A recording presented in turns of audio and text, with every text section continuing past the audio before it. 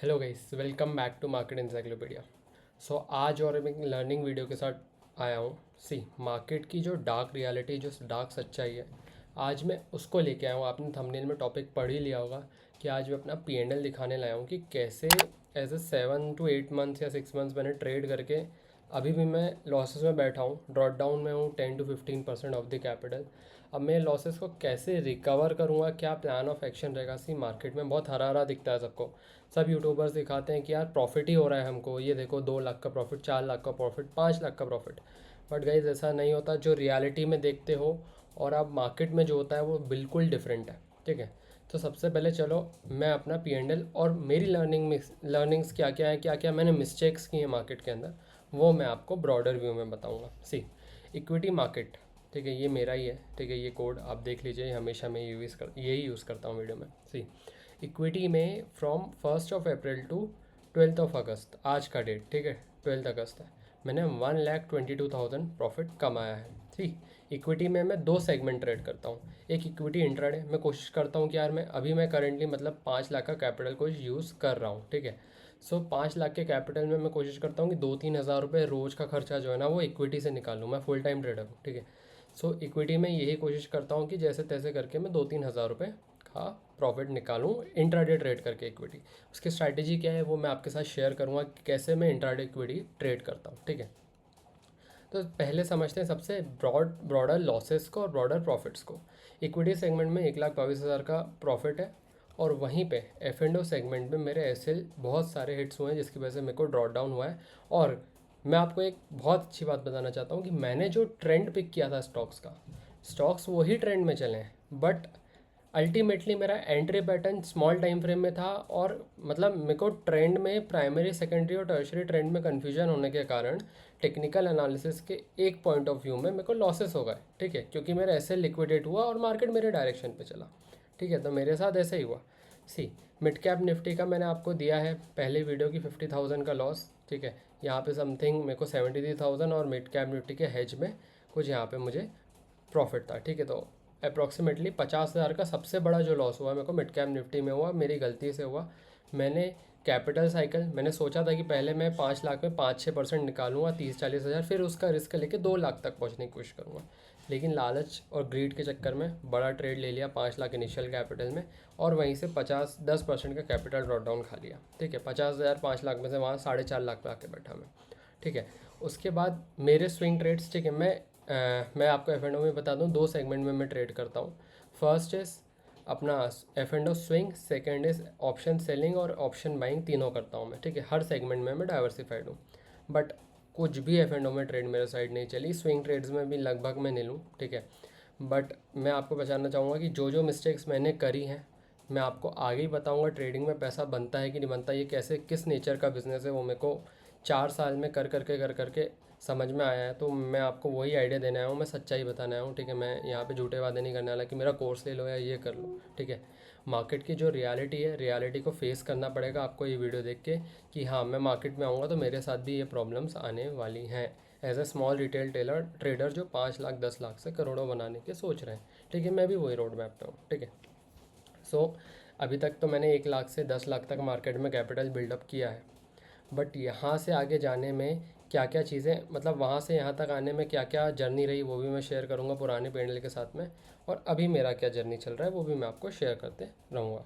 ठीक है, अभी ब्रॉडर मैं आपको बता दूँ तो यहाँ पे इतना लॉस चल रहा है, 1 लाख 2,42,000, 1,22,000 समझ लो, 2 लाख समथिंग का नुकसान, 1,40,000 1,30,000 समथिंग का लॉस चल रहा है। ठीक है, इसमें देखो चार्जेस प्रोमिनेंट बहुत कम है। ठीक है, क्योंकि मैं क्वालिटी ट्रेड्स लेना प्रेफर करता हूँ रेदर देन क्वांटिटी। ठीक है, सो मैं आपको इतना बता दूं क्या क्या मेरी लर्निंग्स रही। देखो, मार्केट में मैंने ये सीखा, स्ट्रैटेजी कोई काम की नहीं होती। 20% है, 80% आपकी साइकोलॉजी और आपका प्रोबेबिलिटी का गेम। आपको ये समझना पड़ेगा कि आज लॉस में बंद करूंगा तो ही, लॉस मेरा एक्सपेंस है, आज लॉस में बंद करूंगा तो कल इसकी प्रोबेबिलिटी में प्रॉफिट कमाऊंगा। आपको स्ट्रैटेजी से ज़्यादा रिस्क रिवॉर्ड और प्रोबेबिलिटी में काम करना है, रेदर देन आप कोशिश कर रहे हो कि मैं जाके स्ट्रैटेजी पे गेम खेलूँ। स्ट्रैटेजी पे गेम खेलने की कोशिश करोगे, लॉसेस ही होंगे ट्रेडर्स।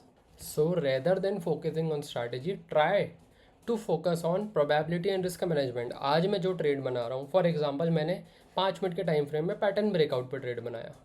आपको ये सोच के चलना पड़ेगा कि भाई ये पैटर्न ब्रेकआउट में मुझे लॉसेस भी हो सकते हैं, ठीक है। मैं आपको बताऊंगा कैसे मेरे एसएल लिक्विडेट हुआ है मार्केट में, मतलब मार्केट ने मेरा एसएल हिट किया और मेरे डायरेक्शंस पे चला।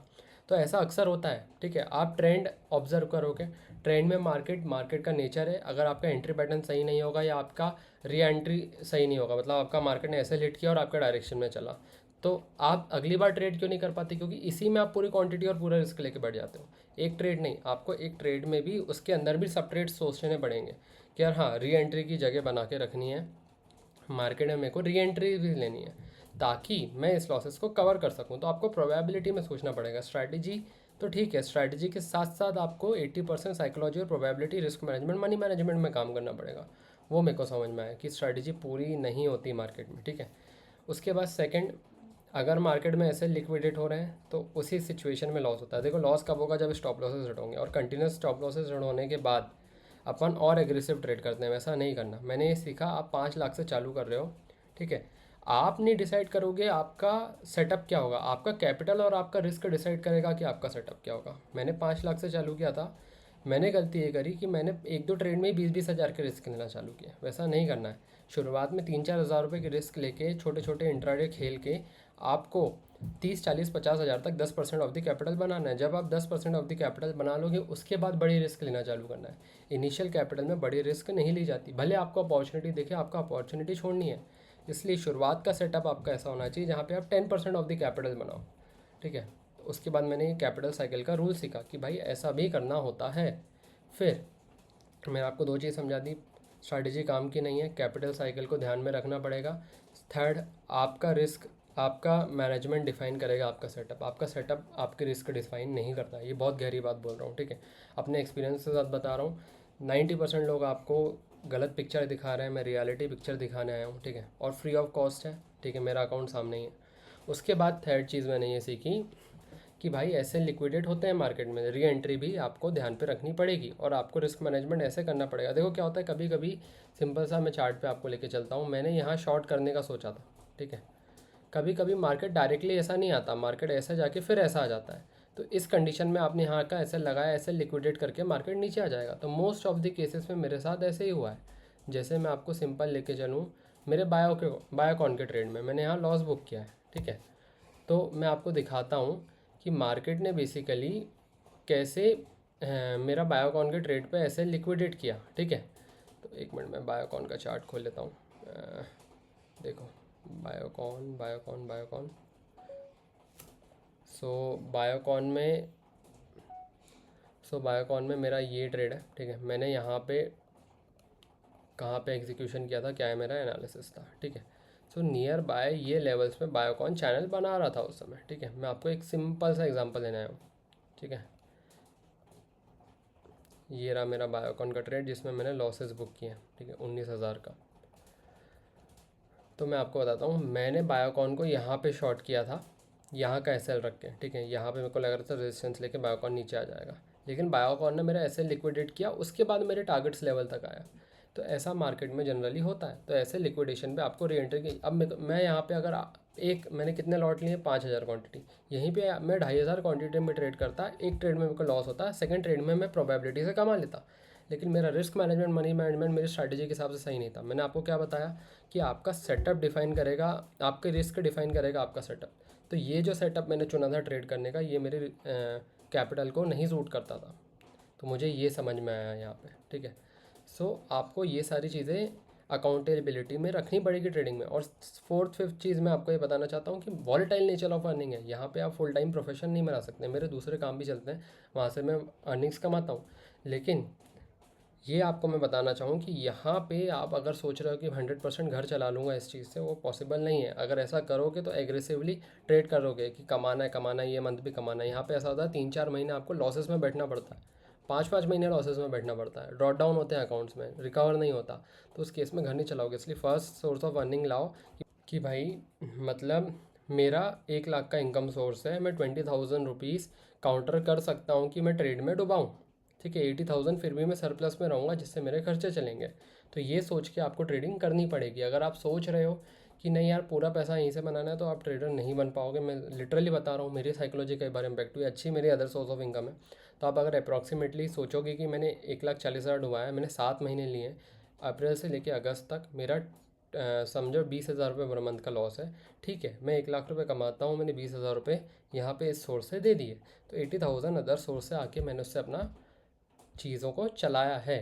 तो आपको यही सोच कर ट्रेडिंग करनी पड़ेगी, नहीं तो अगर आप सोच रहे हो कि मैं 100% ट्रेडिंग पे डिपेंडेंट रहूँगा तो इम्पॉसिबल है। ठीक है, उसके साथ साथ मैं इन्वेस्टिंग भी करता हूँ लॉन्ग टर्म, वो भी आगे मैं वीडियोस लेके आऊँगा कि मैं कैसे मॉडल्स बनाता हूँ, कैसे सारी चीज़ें फंडामेंटल एनालिसिस करता हूँ। ठीक है, वो आगे की बात है। अभी अपन सोचते हैं ट्रेडिंग के बारे में, तो मैं आपको वही मिस्टेक्स बताना है कि किस मिस्टेक्स के कारण मुझे लॉसेस हुए हैं।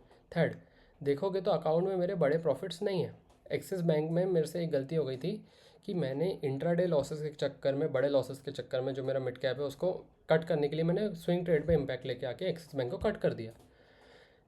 नहीं तो एक्सिस बैंक ही मुझे 1,40,000 रुपये प्रॉफिट ला के देता स्विंग ट्रेड में। ठीक है, ये वाला जो ट्रेड है ये मैं एक्सप्लेन करूँगा बाद में आने वाले वीडियोस में, कैसे एक्सिस बैंक में मैंने ये पोजीशन बनाया था। ठीक है, अभी आप समझ लो एक पॉइंट के लिए कि मेरे से क्या गलती हुई जिसकी वजह से मुझे लॉसेस हुए। ठीक है, तो बड़े प्रॉफिट्स कहीं भी अकाउंट में नहीं है, लेकिन लॉसेस बड़े हैं इस कारण से, क्योंकि मैंने एक दो जगह क्वांटिटी और रिस्क मैनेजमेंट को ना दे के सेटअप और स्ट्रैटेजी को बेसिकली वो दे दिया था, मतलब महत्व दे दिया था एक तरीके से मार्केट में। सो आपको ये समझना पड़ेगा कि मेरे को सेटअप स्ट्रैटेजी पे नहीं, मेरे को risk management, money management, probability में काम करना है। देखो मार्केट में क्या होता है, आज जो मैं ट्रेड लगा रहा हूँ, ठीक है, वो उसमें मुझे लॉसेस ही होंगे, ये सोच लो पहले। उसमें लॉसेस होंगे, उसके बाद मैं उसको लॉसेस को कैसे रिकवर कर सकता हूँ, या तो रिस्क रिवॉर्ड के साथ में और एक्यूरेसी। जैसे 50% है मेरी एक्यूरेसी और 1:4 मेरा रिस्क रिवॉर्ड है, तो कहीं ना कहीं ये लॉस को मैं रिकवर कर लूँगा, ये सोच के चलना है। नहीं तो इंट्राडे आप अगेन, मतलब मान के चलो आपने रिवर्सल सेटअप पे ट्रेड बनाया, और अगर आप सोच रहे हो कि यार इसको मेरे को आज ही रिकवर करना है, आज रिवर्सल सेटअप नहीं चल रहा, मार्केट ऊपर की तरफ जा रहा है, निफ्टी भी ऊपर, कोई स्टॉक रिवर्सल नहीं देगा, तो आपको वेट करना पड़ेगा अगले दिन जब मार्केट में रिवर्सल सेटअप बनेगा। तो प्रोबेबिलिटी वाइज सोचे कभी और रिकवर होगा। अगर आप आज ही पूरा रिकवर करने की सोचोगे तो एक ही दिन में 3 ट्रेड रिवर्सल सेटअप पे बना लोगे, तो प्रोबेबिलिटी में आगे जाके क्या कमाओगे। इसलिए रिस्क रिवॉर्ड और प्रोबेबिलिटी के हिसाब से सोचना पड़ेगा आपको। ठीक है, और रिस्क उतना ही रखना है। मैंने एक चीज़ सीख ली कि रिस्क उतना ही रखना है कि मैं कम से कम अकाउंट में 70 ट्रेड बना पाऊँ। जैसे मेरा 5 लाख का कैपिटल है, मेरे को एक ट्रेड में 7-8 हज़ार से ऊपर रिस्क नहीं लेके जानी है, मेरे को 70 ट्रेड भी बनानी, तभी तो मैं प्रोबेबिलिटी और रिस्क रिवॉर्ड के साथ में प्ले कर पाऊंगा मार्केट में। मेरे को नहीं पता कौन सा स्टॉक कहाँ से कहाँ जाने वाला है। अगर कोई भी एनालिस्ट को पता होता, बड़े से बड़े एनालिस्ट को, कि स्टॉक 100 से 200 जाएगा, तो वो वेल्थ बन लगा देता, वो क्यों प्रोबेबिलिटी में सोचता। हर कोई यही करता ना, वहाँ पे बहुत बड़ा रिस्क है, सबको पता है कि मैं पूरी ज़िंदगी की वेल्थ एक स्टॉक में नहीं लगा सकता। तो ये चीज़ें आपको सोच के चलनी पड़ेंगी, ये वैसा ही गेम है। और मैंने आपको बता दिया वॉलेटाइल अर्निंग्स वाला गेम है भाई। यहाँ पे आपको पहले backup first source of earning बनानी पड़ेगी, और उसमें से आप 20% महीने का खो सकते हो। ये सोचना पड़ेगा 20,000 खो सकता हूँ, 40,000 यहाँ पे एक्स्ट्रा अर्निंग करूँगा। जो 40,000 बनेगा, 1 लाख के सोर्स में से 20,000 मान के चलो रिस्क है, उससे 40 बनाऊंगा। जो 40 बनाऊंगा मैं उसको लॉन्ग टर्म के लिए इन्वेस्ट करते हैं। जैसे राकेश झुनझुनवाला जी ने भी बोल रखा है कि मार्केट में जो कमा रहे हो ट्रेडिंग से, वो आपके लिए अर्निंग सोर्स है, लेकिन जो आप इन्वेस्ट करोगे वहाँ से वेल्थ बनेगा। तो आपको उसको इन्वेस्ट करते जाना है लॉन्ग टर्म के लिए। जैसे 40,000 रुपये मैं 30-40 साल के लिए इन्वेस्ट करूँगा मंथली, तो सोचो कितना बड़ा कॉर्पस बन जाएगा। तो इस तरीके से आपको ट्रेडिंग के प्रोफेशन और इन्वेस्टिंग के प्रोफेशन में सोचना पड़ेगा। जो आपको ये यूट्यूबर्स, मैं नाम नहीं लेना चाहता कसम से, ये जो सिखा रहे हैं, कोर्सेज बेच रहे हैं, ये सब आपके साथ फ्रॉड कर रहे हैं। ठीक है, रियलिटी मार्केट की यही है जो मैं आपके सामने लेके आया हूँ। ठीक है, ऐसा नहीं कि बड़े प्रॉफिट्स नहीं आए, बड़े प्रॉफिट्स भी मैंने इक्विटी में लिए हैं।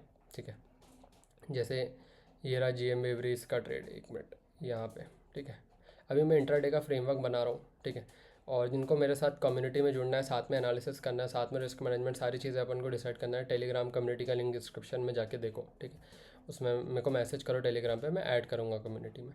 तो देखो ऐसा नहीं, मेरे को बड़े प्रॉफिट्स भी हुए हैं, लेकिन लॉसेस, स्टॉप लॉसेस इतने हिट हो गए, ऐसे इतने लिक्विडेट हो गए। उसका सोल रीज़न था छोटा टाइम फ्रेम। छोटा टाइम फ्रेम इतना ज़्यादा वॉलेटाइल होता है मार्केट में कि आप ट्रेड नहीं कर सकते हो, मतलब बेसिकली वहाँ पे आपको री एंट्री के लिए रखना ही पड़ेगा जगह। तो छोटे टाइम फ्रेम में ज़्यादा ट्रेड करने की जगह वजह से मेरे को ज़्यादा लॉसेस हो गए मार्केट में। तो छोटे टाइम फ्रेम में आपको यही सोच के ट्रेड करना पड़ेगा कि भाई री एंट्री का सिस्टम रखना है। मेरे बहुत सारे ट्रेड्स में मैं आपको दिखाना चाहूँ तो basically F and O segment में बहुत सारे ट्रेड्स हैं जिनमें ऐसे लिक्विडेट हुए हैं। जैसे मेरा टी सी एस तो ठीक है, चलो ऐसे हिट हुआ था मेरा। पिडलाइट इंडस्ट्रीज़, ये 2 बार मेरा ऐसे लेट करके मेरे लेवल्स पे आ गया, तो ऐसे लिक्विडेट हुआ। मैं अप ट्रेंड में शॉर्ट करने की कोशिश कर रहा था। नवीन फ्लोरिन ऐसे लेट करके मेरा टारगेट दिया, क्यों? क्योंकि मेरा टाइम फ्रेम या एंट्री पैटर्न सही नहीं था और मैंने री एंट्री का पॉइंट ही नहीं रखा। और मैंने आपको बताया कि ये चीज़ें मेरे रिस्क मैनेजमेंट पे नहीं बैठती थी। ये जो सेटअप मैंने चुना था ट्रेड करने के लिए, ये 20,000 का लॉस मेरा अकाउंट नहीं झेल सकता था। तो मैंने बताया आपका कैपिटल, आपका रिस्क मैनेजमेंट, आपका रिस्क पर ट्रेड और रिस्क पर मंथ, ये सारी चीज़ें आपका सेटअप डिसाइड करती हैं। तो पहले मैं देखूंगा कि यार मेरे को फ्यूचर्स में ट्रेड नहीं करना, क्योंकि मैं इतना बड़ा लॉस ले ही नहीं सकता कि फ्यूचर में मैं अकाउंटेबल हूँ उसके लिए। ठीक है, 20,000 का मेरे को प्रोबेबिलिटी भी सोचना है ना। ठीक है, मैं 20,000 पर मंथ लॉस रखता हूँ तो 40,000 कमाऊंगा, तो मेरे लिए इंट्राडे का सेटअप बेटर रहेगा रेदर देन स्विंग ट्रेडिंग का सेटअप फ्यूचर में। या फ्यूचर में ट्रेड करना है, 40-50,000 रुपये मंथली कमाना है, तो मेरे को इक्विटी में करना पड़ेगा रेदर देन फ्यूचर। तो मैंने आपको यही बताना चाहता हूँ कि आपका कैपिटल आपका रिस्क, आपका कैपिटल आपका रिस्क आपका सेटअप डिफाइन करेगा। ठीक है, मैं फिर से आपको समझा रहा हूँ, ये बहुत गहरा पॉइंट है। ठीक है, जो आपको यूट्यूब में नहीं, जैसे चोला फाइनेंस, ये भी मेरा ऐसे लेट करके वापस आ गया बायोकॉन, क्योंकि मेरा रिस्क मैनेजमेंट एंट्री पैटर्न यहाँ पे सही नहीं था। ठीक है, तो वहीं पे एक्सिस बैंक को मैं लंबा होल्ड नहीं कर पाया, क्योंकि मेरी क्वांटिटी हद से ज़्यादा थी। तो क्वांटिटी हद से ज़्यादा थी तो मेरे को जल्दी से मार्केट से निकलना पड़ा।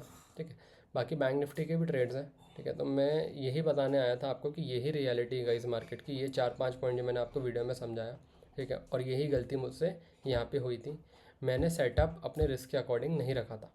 ठीक है, अब मैंने सीख लिया कि कैसे डाइवर्सिफाई करना है, कैसे अब यही प्लान रहेगा कि ये रोड मैप कैसे मैं इस लॉसेस को रिकवर करूँगा। ठीक है, वो भी रोड मैप अगली वीडियो में लेके आऊँगा। और साथ भी साथ आपको ये लॉसेस रिकवर करके, पहले एक बार नहीं हुआ, मैं एक बार 1 लाख से 5 लाख तक पहुँचा था, 5 लाख से 3 लाख आया, 3 से 7 तक गया था, ऐसे पहले भी हुआ है। तो 10 से अभी 1.5 का नुकसान हुआ है, फिर यहाँ से मैं 13, 14, 15 तक पहुँच जाऊँगा। कोई बड़ी बात नहीं, मेरे को पता है कि यहाँ पे अब मेरे को कैसे क्वांटिटी और रिस्क को मैनेज करके, प्रोबेबिलिटी को मैनेज करके, कैसे ट्रेड्स को एग्रेसिवली, या मैं बोलूँ तो थोड़ा सा क्वांटिटी को मैनेज करके बिना एग्रेसिवली हुए भी लॉसेस को कैसे रिकवर करना है, ये रोड मैप मैं आगे वाले वीडियो में बताऊंगा। तो यही है dark side of the trading guys. So trading का जो सत्य था वो मेरे को आपके सामने लेके आना था। ये चैनल बेसिकली मैंने उसी लिए बनाया कि स्मॉल ट्रेडर्स मेरे साथ जुड़ सकें और हम साथ में मिलके फॉर्चून बना सकें मार्केट में। ओके, सो और इन्फॉर्मेटिव वीडियो के लिए मार्केट इंसाइक्लोपीडिया को फॉलो कीजिए। और भी जो भी मेरी लर्निंग्स हैं, प्राइस पॉइंट्स हैं, किस बेसिस में मैं इंट्राडे करता हूँ, किस बेसिस में स्विंग करता हूँ, ठीक है, किस बेसिस में मैं चार्ट स्टॉक का सिलेक्शन करता हूँ, ये सारी चीज़ों को मैं वीडियो में लेकर आऊँगा। मैं झूठ नहीं लगाने वाला वीडियोज़ का अपनी यूट्यूब चैनल पे। बहुत मिनिमम वीडियो रहेंगी 10-15, जिसमें मैं आपको ट्रेडिंग सिखाने की कोशिश करूँगा।